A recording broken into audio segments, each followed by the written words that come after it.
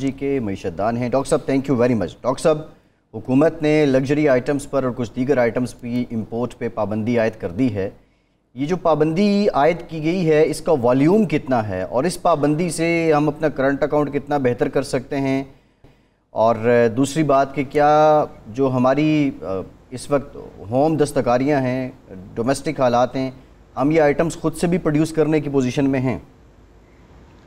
دیکھیں، یہ وہ آئٹمز ہیں جو 4 سال سے میں کہہ رہا ہوں کہ یار بند کرو، ان کو بند کرو، ڈالر بچاؤ، کیونکہ ہم ڈالر تو کما رہے ہیں ماشاءاللہ۔ اس سال ہمارا پاکستان کی تاریخ کا سب سے بڑا ایکسپورٹ بھی ہوگا، پاکستان کی تاریخ کا سب سے زیادہ ریمیٹنس بھی آئے گا، تو ڈالر تو آ رہے ہیں، لیکن ڈالر بڑی تیزی سے جا بھی رہے ہیں، لیکیجز بھی ہیں۔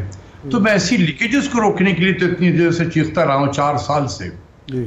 اس حکومت کو آئے ہوئے بھی تقریباً 7 ہفتے سے زیادہ ہو گیا ہے، لیکن اب جا کے یہ ایکشن لیا گیا۔ مجھے ڈیٹیل کا بالکل پتہ نہیں ہے کہ اس میں آئٹم کون کون سے ہیں اور کتنی اس کی امپلیمنٹیشن ہوگی، کس جذبے سے ہوگی امپلیمنٹیشن، یہ ابھی سب دیکھنے کی چیز ہے۔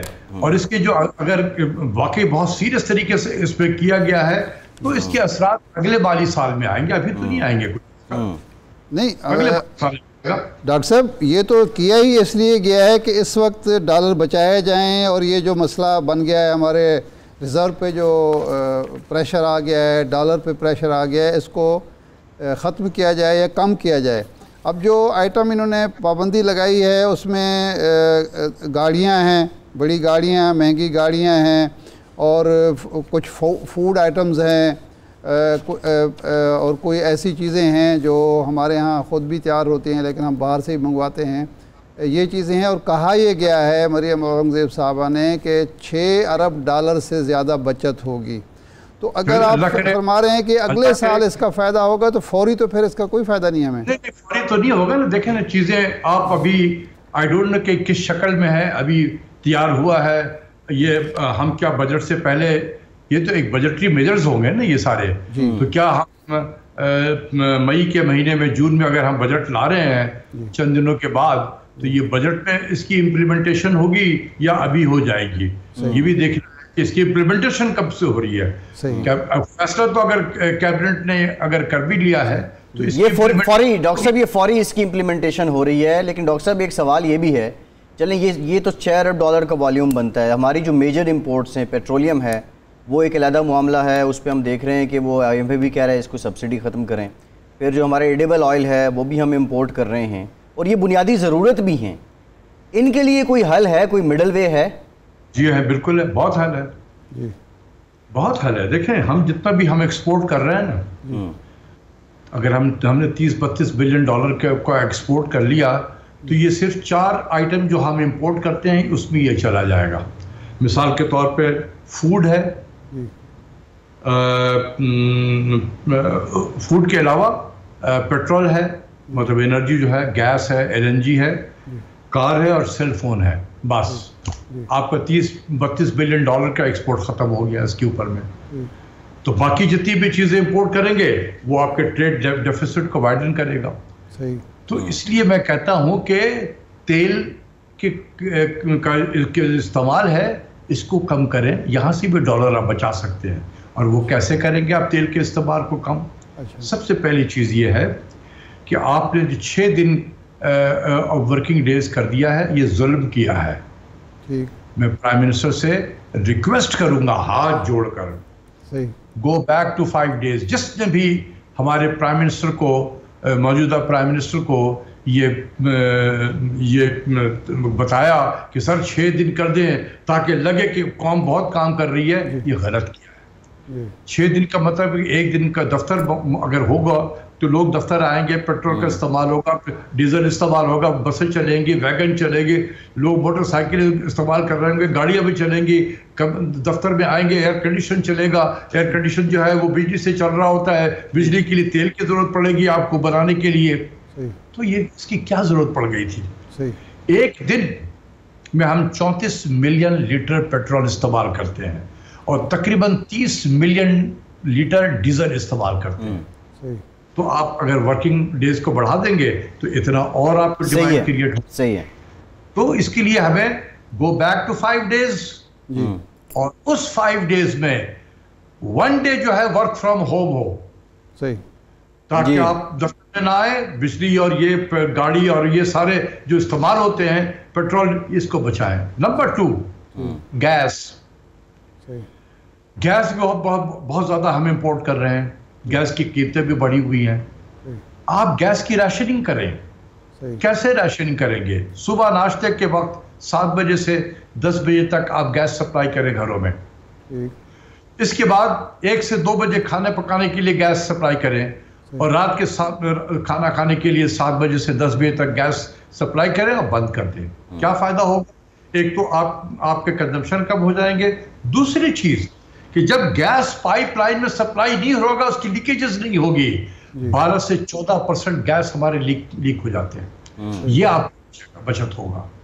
یار 1 روپیہ بچاؤ، 1 ڈالر بچاؤ، اسی طریقے سے۔ ڈاکٹر صاحب یہ جو آپ سجیشنز دے رہے ہیں، ٹھیک ہے، یہ آپ بڑی ویلیویبلز ہیں، اب اس پہ تو کام جو ہے وہ ایک لانگ ٹرم ہونا ہے نا، اس طرح تو رینیویبل انرجی پہ بھی بہت زیادہ کام ہو سکتا ہے۔ اس پہ کون سا لانگ ٹرم کی بات ہے یار؟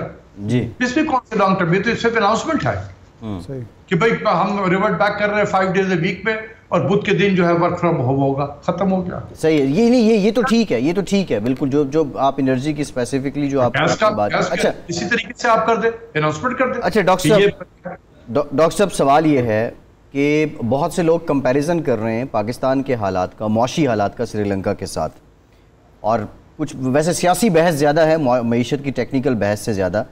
اس وقت ہمارے معاشی حالات ہیں کیا؟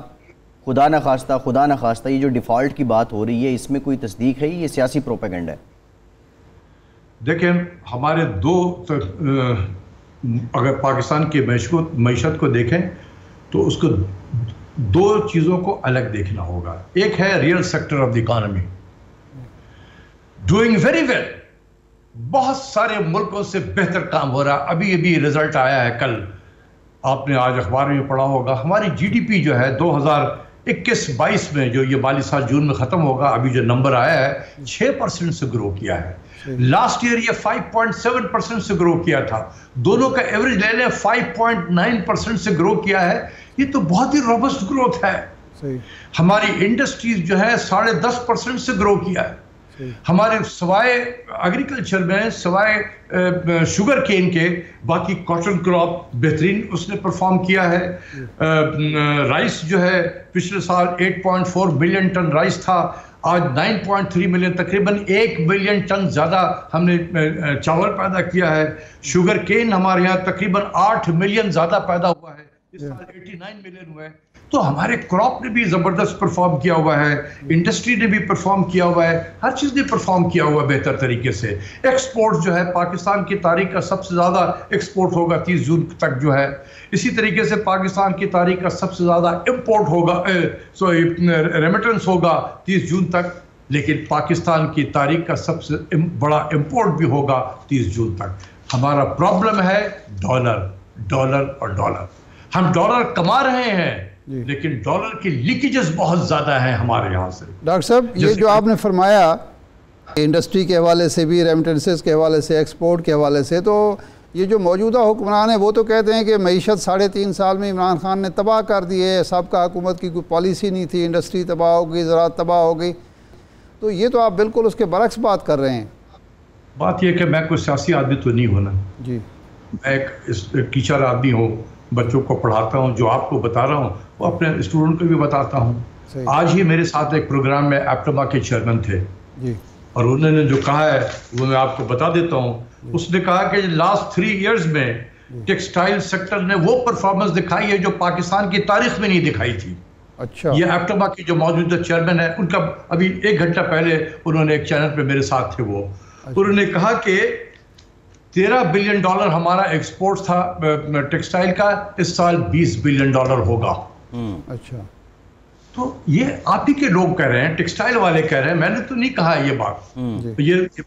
یہ آپ سرچ کر لیں یا ان سے پوچھ لیں، ٹیکسٹائل والوں کو اپنے پروگرام میں بلا لیں، وہ آپ کو بتا دیں گے۔ دیکھیں میں کوئی سیاسی آدمی نہیں ہوں، لیکن ڈاکٹر صاحب ایک سوال یہ ہے، دیکھیں ڈاکٹر صاحب یہ جو پولیٹیکل سینٹیمنٹ ہوتا ہے، اس کا اثر تو ہوتا ہے معیشت پہ. بہت سے لوگوں کا یہ کہنا ہے کہ ہمارا ڈالر جو ہے روپی اتنا ڈی ویلیو جو ہو رہا ہے اس میں ایک ریزن پولیٹیکل انسٹیبلٹی بھی ہے. یہ جو پاکستان کے سیاسی حالات ہیں, یہ جو آپ کریڈٹ گنوا رہے ہیں, جو آپ اپریشیٹ کر رہے ہیں پچھلے فسکل ایئر کو, پچھلی حکومت کو, اب موجودہ انسٹیبلٹی ہمیں کس طرف لے کے جا رہی ہے؟ یار دیکھو, میں کسی کو اپریشیٹ نہیں کر رہا ہوں, میں صرف جو ڈیٹا ہے وہ آپ کے سامنے رکھ رہا ہوں. ٹھیک ہے نا؟ اگر میرا کوئی اینگل ہو, میں کوئی سیاسی آدمی ہوں, تو مجھے پتہ بھی ہوگا کہ یہ بڑی اچھی چیز ہے, میں اس کو نہیں بتاؤں گا قوم سے. یہ میرا کام جو ہے چھپانا یا اینگل دینا, یہ میرا کام نہیں ہے. میں کوئی سیاسی آدمی نہیں ہوں. میں جو ڈیٹا ہے وہ آپ کے سامنے رکھ رہا ہوں. کسی کو اچھا لگتا ہے, کسی کو اچھا نہیں لگتا ہے, بٹ ڈیٹا از ڈیٹا. آپ ڈیٹا کو چینج تو نہیں کر سکتے. آپ نیشنل اکاؤنٹس کمیٹی کی جو میٹنگ ہوئی جس میں یہ بتایا گیا ہے, آپ کہیں کہ جی ہم نہیں مانتے, یہ ایسا بھی نہیں ہو سکتا, کیونکہ آپ ہی کے لوگوں نے جا کے چیئر کیا ہے اس سیشن کو. اس کی کمیٹی کے جو چیئر تھے وہ سیکرٹری پلاننگ تھا, وہ بھی پولیٹیکل لوگ ہوتے ہیں, وہ سول سرونٹ ہوتے ہیں. تو دیکھیں, بات یہ ہے کہ کون کیا کہتا ہے, میں کسی کو اپریشیٹ کر رہا ہوں نہیں, میں ایک فیکٹ بتا رہا ہوں. دوسری چیز یہ فیکٹ یہ بھی ہے کہ میں نے پاکستان کی تاریخ میں یا اپنی زندگی میں کبھی اتنی پولرائزیشن, اتنی سیاسی پولرائزیشن کبھی نہیں دیکھی تھی. کہ یہ پولرائزیشن صرف سیاست میں نہیں رہی ہے, یہ گھروں کے اندر آ گئی ہے. باپ بیٹے سے بات نہیں کر رہا ہے, بیٹا باپ سے بات نہیں کرتا ہے, بھائی بہن سے بات نہیں کرتی ہے. یہ لیول ہم پہنچ گئے ہیں. اس طرح کے سیاسی کھینچا تانی میں, سیاسی تناؤ میں کوئی معیشت چل نہیں سکتی ہے.